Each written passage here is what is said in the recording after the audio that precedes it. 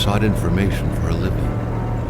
That is to say that ever since he returned from Korea, after having served with the armed forces, he had been working as a private investigator in Montreal. William Hamilton, a rich industrialist, had gotten in touch with him regarding a simple vandalism issue. Nothing to write home about. Not worth hiring a private eye either, just so he can drive for hours on rough roads. But that's how it had always been. The client pays, Carl gets it done.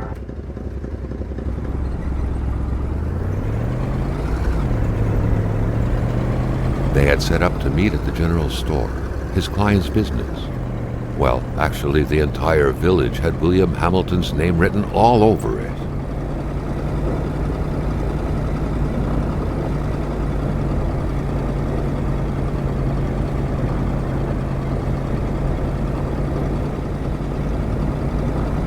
When the roads were bad, muddy, or snowed in, it was customary around these parts to close them off. But it was also customary to ignore those signs entirely and drive there anyway.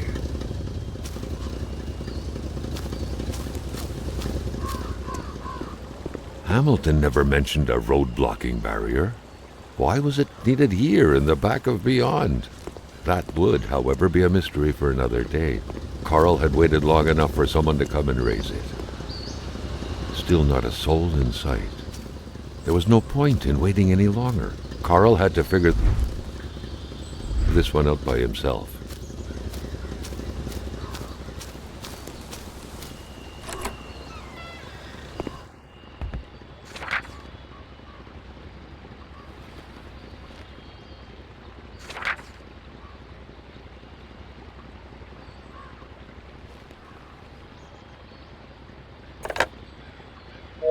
Hamilton no doubt knew who managed the barrier.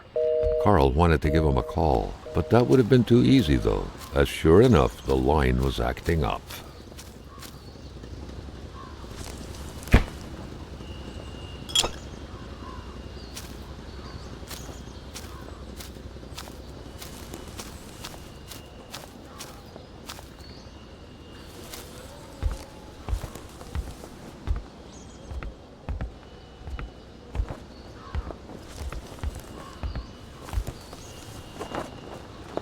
Emperor Duplessis, in spite of his conservative agenda, did a good job in colonizing the rural north, which helped to re-establish the region as an integral part of the province of Quebec.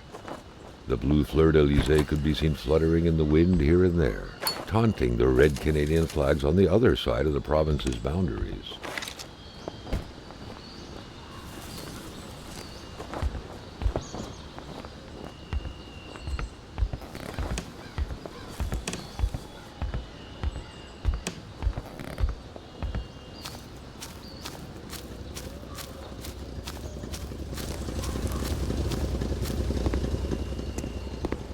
Carl was meeting his client in a store near this area. He was on the right track. Hamilton is waiting for Carl in the general store. It was time for him to get down to business.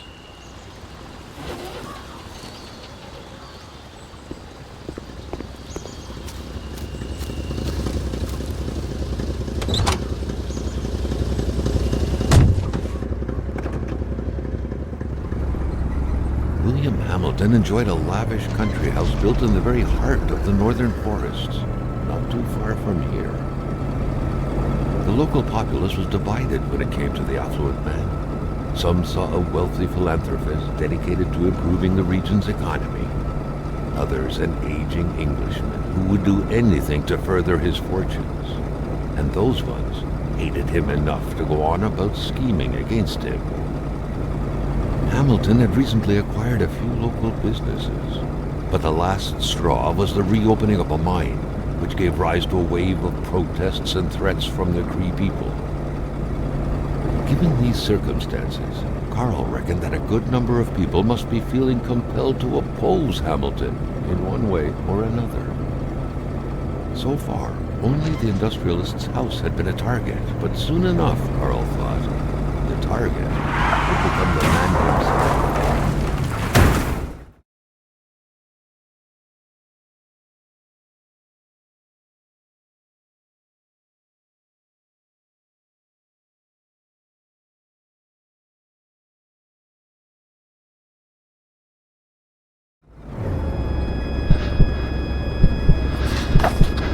needed to get out of there. The cold and the pain required urgent care.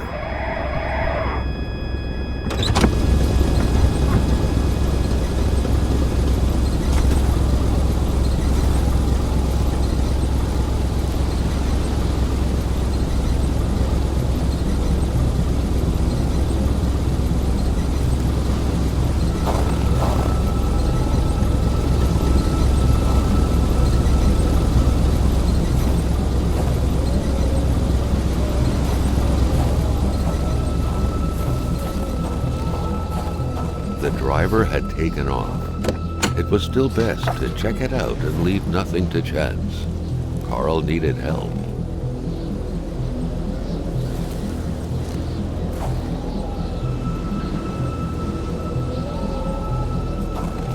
It was a small, locked box engraved with the letters W.H. Carl thought about taking it. Nothing was to be left to chance.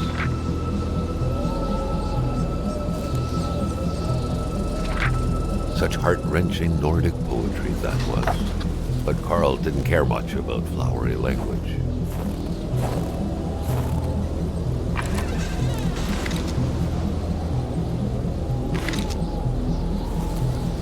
Carl, ever diligent in his work, always carried his log on him, in which he scribbled down thoughts and leads alike during the course of his investigations.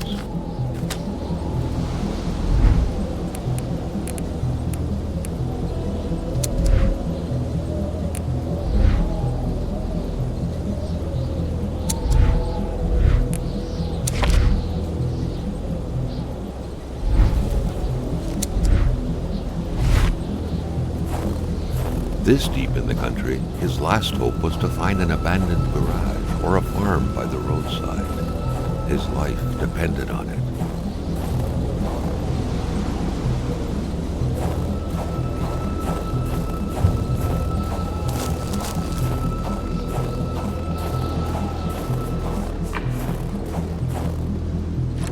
It was so cold. Already Carl did not feel his toes anymore.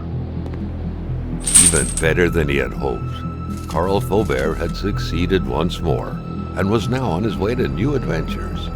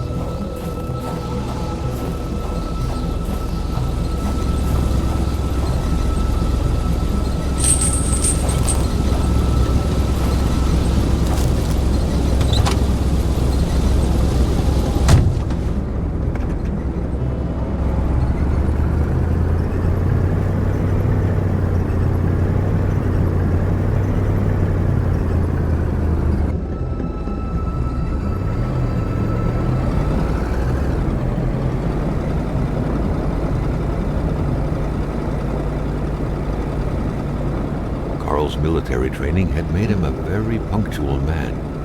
Being late to his meeting with Hamilton was out of the question.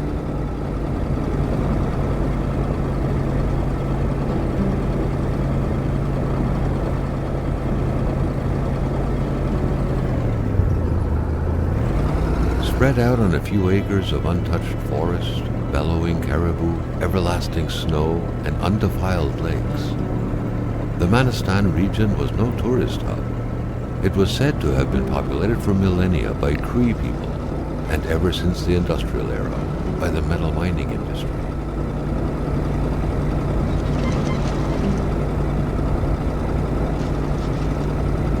The truck was running on fumes. Good thing that the general store was close by.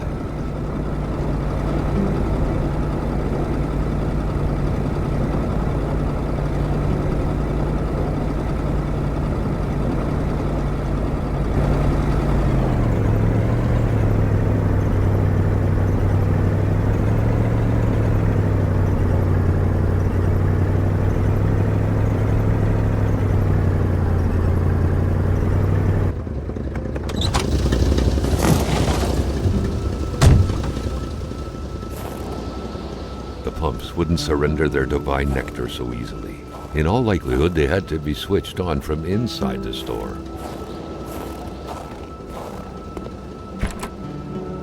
A milkman had to drive by every week to fill the bottles. The fresh milk indicated a recent visit. Something fell to the bottom of the box.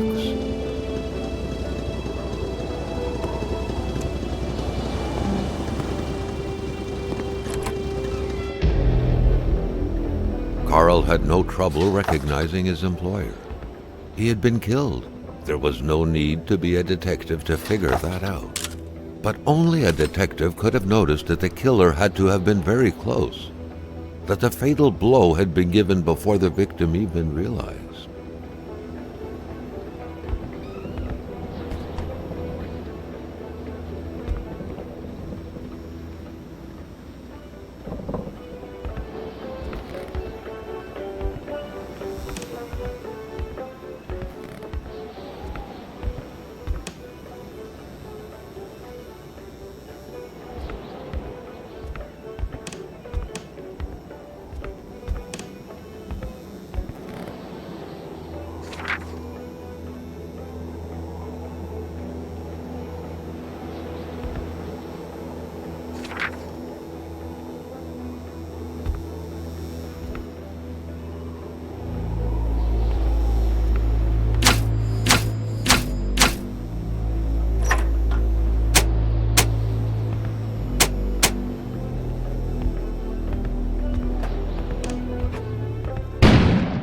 An explosion suddenly occurred outside.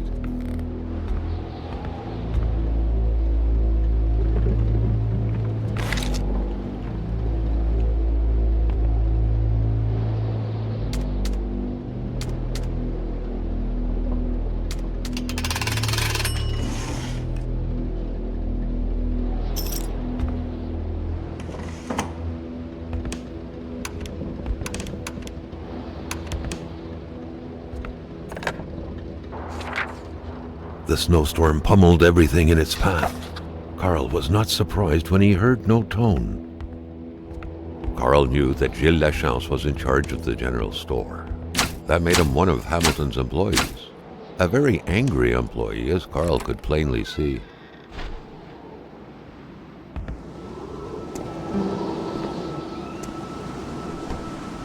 Carl was no electrician, but he could identify a wiring problem when he saw one.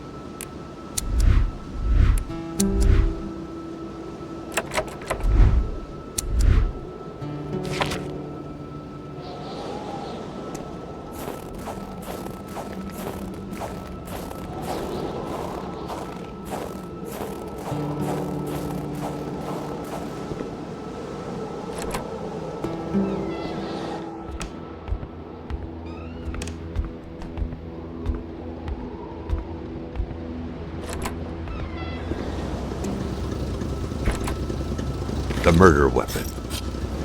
What was that doing there, Carl wondered. Hamilton must have been determined to keep some information secret to post this key. Shame he got unlucky. Everything made sense now. Poor Hamilton's denunciation was interrupted, and he figured it would be best to lock everything up and send the key to his correspondent, who would receive the box later on. Clever, but not enough. That's what happens to ordinary people playing spy.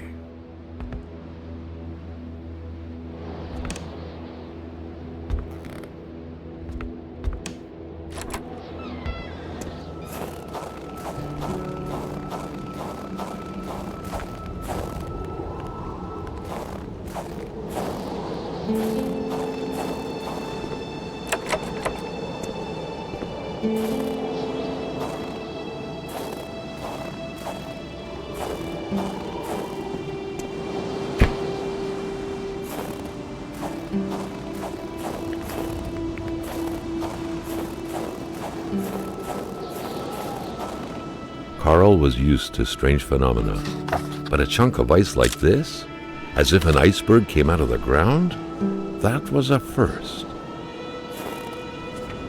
Prints? Carl found a surprise at every turn.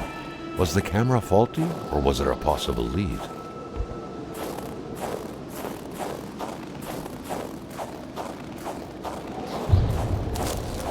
Carl felt that the store and its surroundings still held their secrets, and he didn't like to miss out. The Polaroid, Carl's long-standing and faithful ally, had seen its share of husbands caught red-handed cheating. There's always something out there waiting to be snapped away.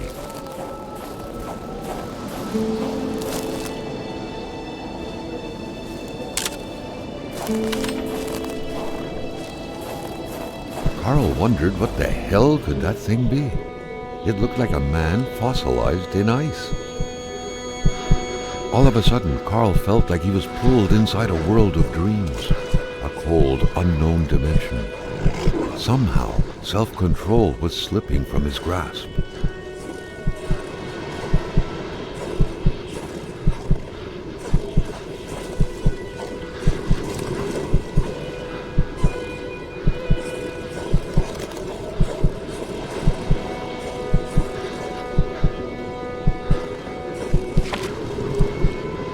To all appearances, this was a hunting log.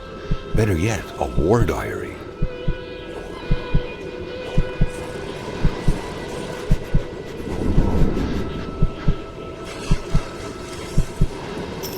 What could these engraved numbers mean?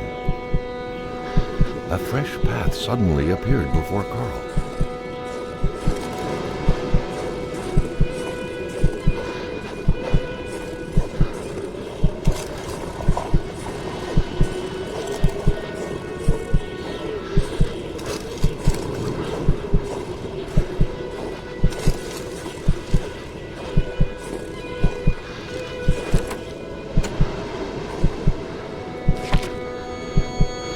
Carl had that feeling you get when you immerse your frozen hands in hot water. What happened? Now at least he knew who the unfortunate man petrified in ice was. Gilles Lachance, the general store's manager himself. That had to be the worst parking job ever. Who was Carl to judge, though? It may be customary to park like that around these parts, or not.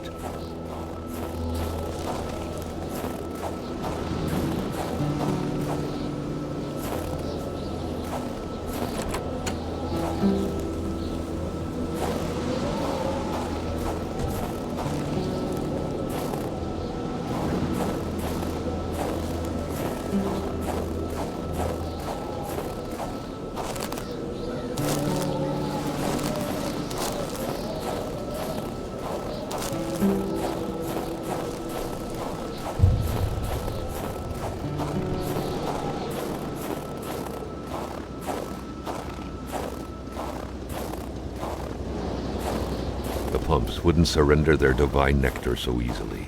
In all likelihood, they had to be switched on from inside the store.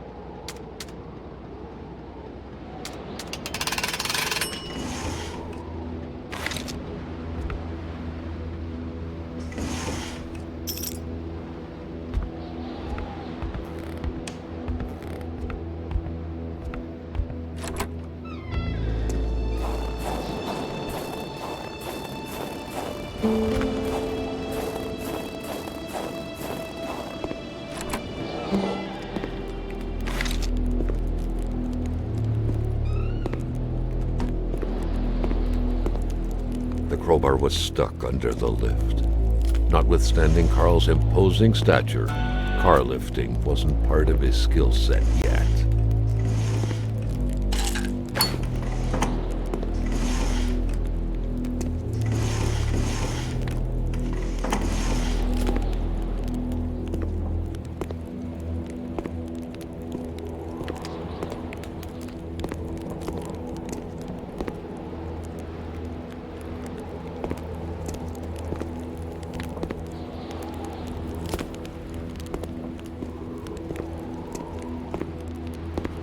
The crowbar was stuck under the lift. Notwithstanding Carl's imposing stature, car lifting wasn't part of his skill set yet.